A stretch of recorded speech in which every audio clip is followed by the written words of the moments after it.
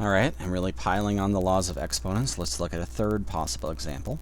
If we have a product of numbers and we're raising it to a power. So again, in this example, I'm looking at xy quantity squared. If I was to do this, I would take xy times xy. But it's kind of silly to write it that way. I would probably regroup these things. I would get rid of the parentheses, x times y times x times y, and then regroup them so all the x's are together. I get x squared and I get y squared. And in general, this, if I was to extend this out and do this just for any number of things, let's say a, b, c, d, e, and raise this to the fifth power, I would get a, b, c, d, e. I would get 5 different copies of this.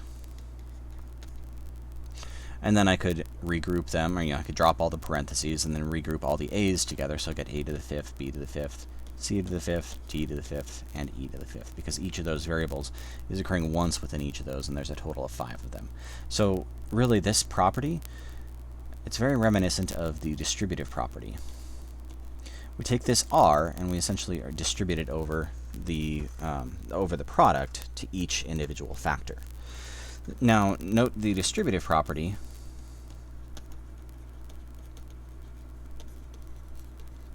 looks like this: a times b plus c.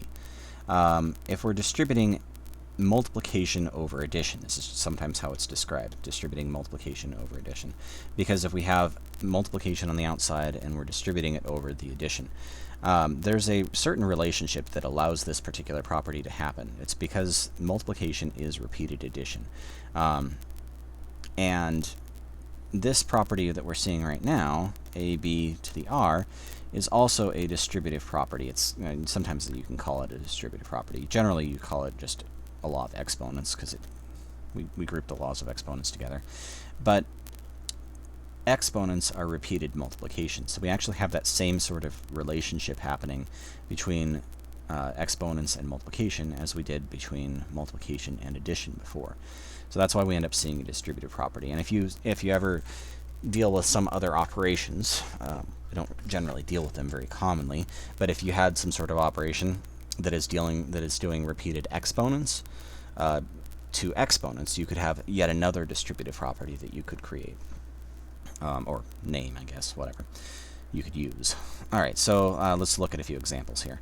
I'm getting a little sidetracked. So 3x squared, this is the same thing as 3 squared times x squared, because this is 3 times x, and well, that's 9x squared. So with something like this, you do have to remember that this is multiplication between the 3 and the x. A lot of people look at this and they think of that as just a single thing because they're so used to thinking of a single term.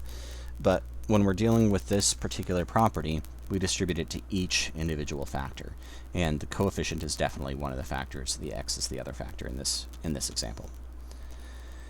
All right, looking at example B, we're taking negative 4m cubed and putting that in parentheses and squaring it. So we're going to take negative 4 squared. So I'm taking this negative 2 and distributing it through there, essentially. So negative 4 times squared, and m cubed squared. Now, I put the negative 4 in parentheses because I wanted to treat that negative 4 as just a single number, and I didn't want any weird order of operations stuff to happen. That's why I put it in parentheses, and you can see this is going to make that a positive 16. M cubed quantity squared, I'm going to have to use my previous property to say 3 times 2 is 6. This is m to the 6th. So this would give us 16 m to the 6th. And on this one, I'm taking some product and raising it to the third power, so it's going to take the first factor to the third power times the second factor to the third power plus the third factor to the third power. So negative 2 quantity cubed, there are 3 copies, so the negative actually survives here, where there were 3 negatives, 2 of them cancel each other out, and there's 1 left over. So I end up with a negative 8 for that first term. For this one, 2 times 3 is 6, so we get a to the 6th, and b cubed.